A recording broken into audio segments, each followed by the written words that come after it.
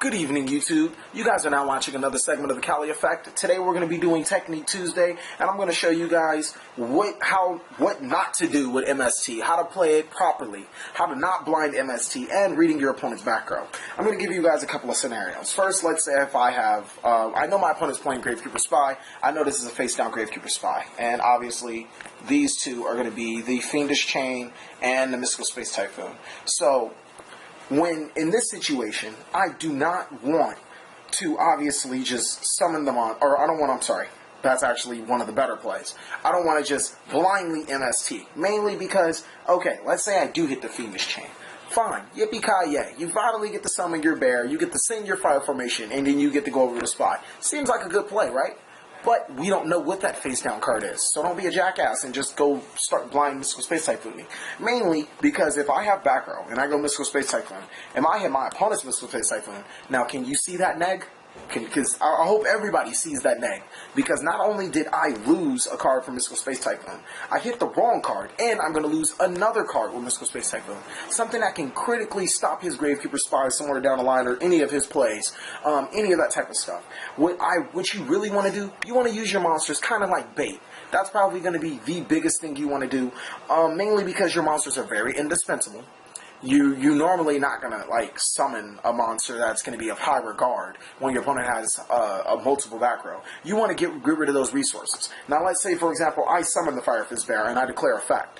My opponent is going to try to Fiendish Chain. Well, guess what? Now that Typhoon becomes ever so useful. I can Typhoon that Fiendish Chain. I avoided the confusion of my opponent me Typhooning my opponent's Typhoon, and then him Typhooning that, and then he still gets to keep the Fiendish Chain, so my bears just got nowhere. I finally got to bait out that card that I wanted to use, and I get to get over it with the Mystical Space Typhoon.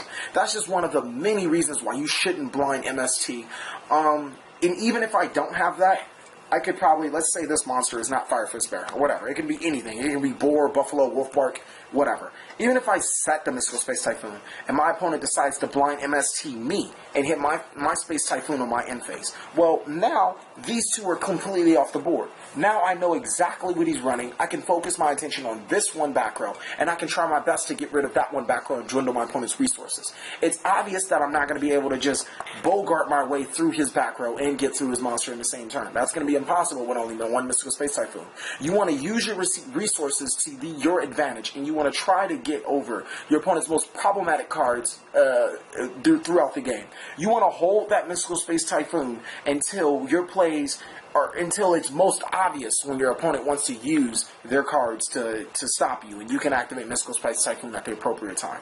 Now, holding on for it too long can bite you in the ass, so you have to be very wise on when to use it. But you also can't just blind MST, because you can't get rid of, I mean, it's just going to cause so many stupid problems. And that one out of however much percentage chance you do get it right, I doubt that you'll still win the game because of that. I highly doubt it. So, hold on to those MSTs. Another good thing is about how you set your back row.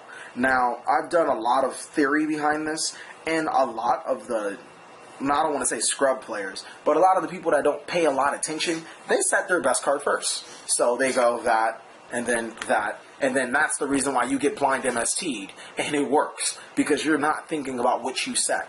The biggest thing you want to do is you want to probably play like a little game with your opponent. It's almost like a mind game. If I'm playing somebody that I know isn't really good at this game, I'm going to set my worst card first, which is the MST. And then I'm going to set my other cards face down. And then they're going to go, doop, oh, I didn't watch the TheCaliEffect video. Blind MST, and I'm going to alright, so now I'm going to Typhoon your back row. Now I'm going to be put in the better position to succeed because of how I set my back row. You generally don't want to set your best card first, but here's where the reverse psychology comes in.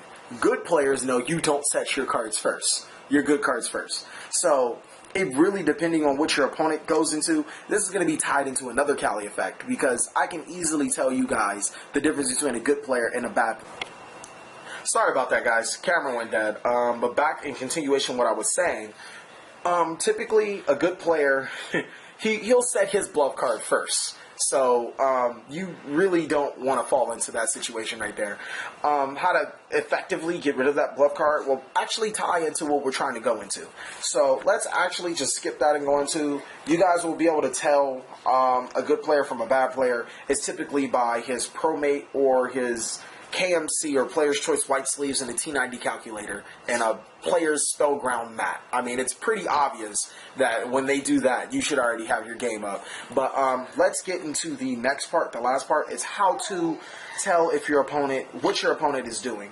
It's a couple of obvious things, obvious way. The best way is to tell by what they're playing. If I see my opponent a Gravekeeper Spy and 2 Backrow, I'm obviously knowing that these 2 cards are not bluffs. We can't tell exactly what they are unless my opponent is playing some weird type stuff. Or if we already see their graveyard and we see like a random bottomless, we obviously know that they're not running bottomless. I mean, they don't have bottomless face down. It's obviously in the graveyard. It's those type of steps that you can use to calculate what your opponent is using.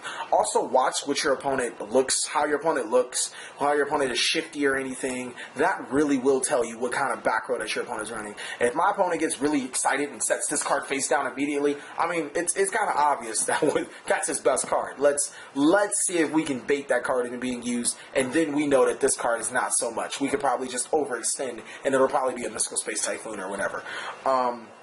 Another thing is how knowing what your opponent plays is really the monsters. I really have to stress that. Like if my opponent is running a Grand Soil, I obviously know that these will probably be Mystical Space Typhoons, and then he'll have that 1 copy of Decree. So we can obviously play accordingly. We'd probably just set the Typhoon, and then we'd wait until they use the Decree, and then we Typhoon. As soon as it's really all about advantage, knowing what your opponent is playing and knowing what your opponent is doing. You have to know your decks. If you see the first monster in their deck, unless it's a staple, you should easily be able to tell what they're running, and then that should tie in with the back row. Automatically, you should know what type of back row they're running, and then that goes on and so forth. I'm going to stop before I start rambling about monster effects and then going into the best synchro. Thank you guys for watching another segment of the Cali Effect. Please like, comment, subscribe, but most of all, enjoy.